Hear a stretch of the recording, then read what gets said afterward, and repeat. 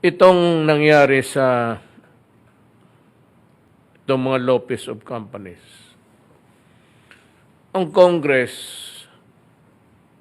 is planning to restore the franchise of the Lopez.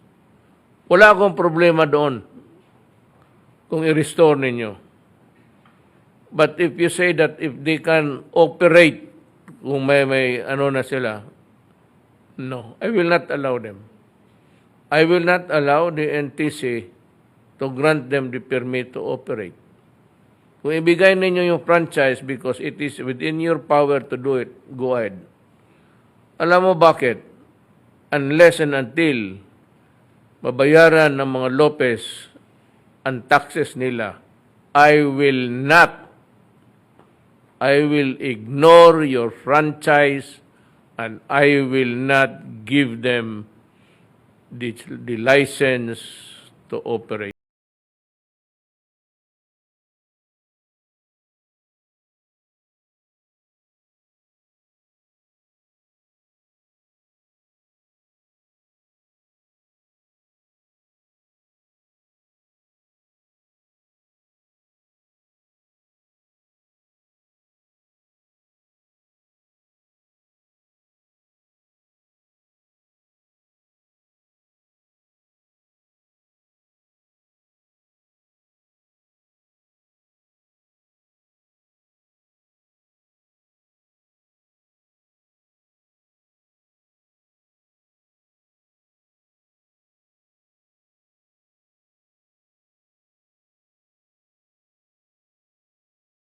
Itong nangyari sa itong mga Lopez of companies. Ang Congress is planning to restore the franchise of the Lopez. Wala akong problema doon kung i-restore ninyo. But if you say that if they can operate, kung may ano na sila, no, I will not allow them. I will not allow the NTC to grant them the permit to operate. Kung ibigay ninyo yung franchise because it is within your power to do it, go ahead. Alam mo bakit? Unless and until babayaran ng mga Lopez ang taxes nila, I will ignore your franchise and I will not give them the license to operate. Kalokohan yan. Parang binigyan mo sila ng prize for their being for committing criminal acts. Ito yung pinagbili ng Lopez, yung Lopez of companies, kasi maraming utang. So, binili nila na lahat, pati yung mga utang, pinagbili ng Lopez doon sa DBP. Meron akong kulang dito because I am not quite familiar. Ito lang akin eh. Pero ito dumating sa akin and I said in my official capacity as a government worker. Ngayon, pinagbili ng Lopez doon sa DBP. Binili ng DBP. Tapos, merong batas, SPAB.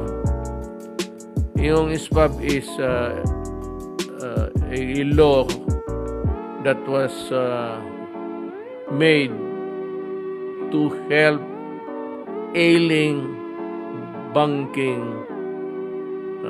institutions. Ayawan ko, ito bangko ito, pero napabili nila ang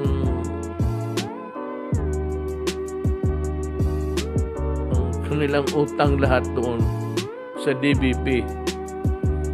After a few years, binili ng DBP uli yung pinagbili nila. Pinagbili nila sa DBP yung pinagbili nila. This time, medyo wala na yung mga utang-utang. condone, kung ano-ano ang nilagay nila. Ngayon, unless it is clear, I think Congress, I understand, started an investigation, but stopped nung dumating na sila dito kay Lopez.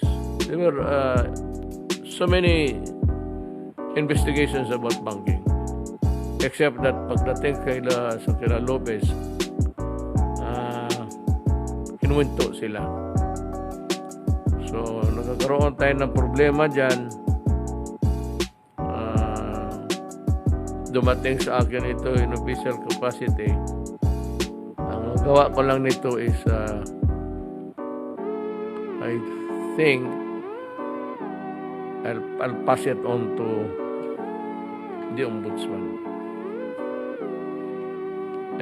Para sa akin ang ombudsman ang pinaka independent body na mag-solve.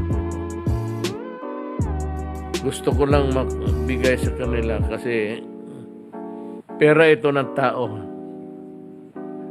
It's the government money that is involved. I would like to repeat it again. Itong pangbayad natin sa bakuna,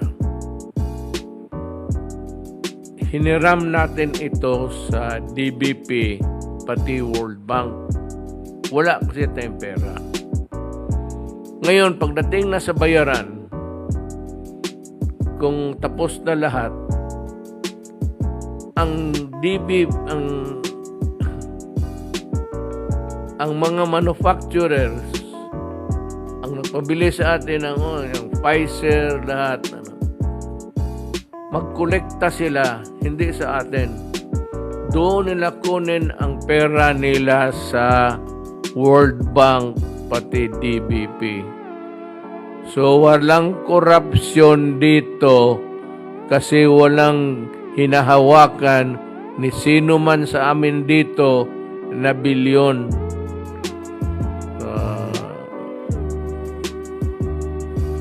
So ganon. Ganon ang sitwasyon. Kaya masakit sa amin na basta na lang sweeping allegations about corruption. Yun ang pakiusap ko lang rin sa mga members ng Congress. In the meantime, may nagsabi na wala daw kayong sinabi. May isa sa inyo nagsabi. Huwag mo nang sabihin dito, magkaano lang tayo. We'll just go into a rigmarole. Ika nga, ikot-ikot na walang hanggan. So yan, yun lang rin ang idagdag ko ngayong gabing ito. Wala naman siguro. May iba pa, as lalabas yan, isasabi ko sa inyo. So, kung wala nang idadagdag sila, ikaw, Senator Go, wala na. Maraming salamat sa inyong pagtangkilig sa programa ng amin dito sa gobyerno. Maraming salamat po.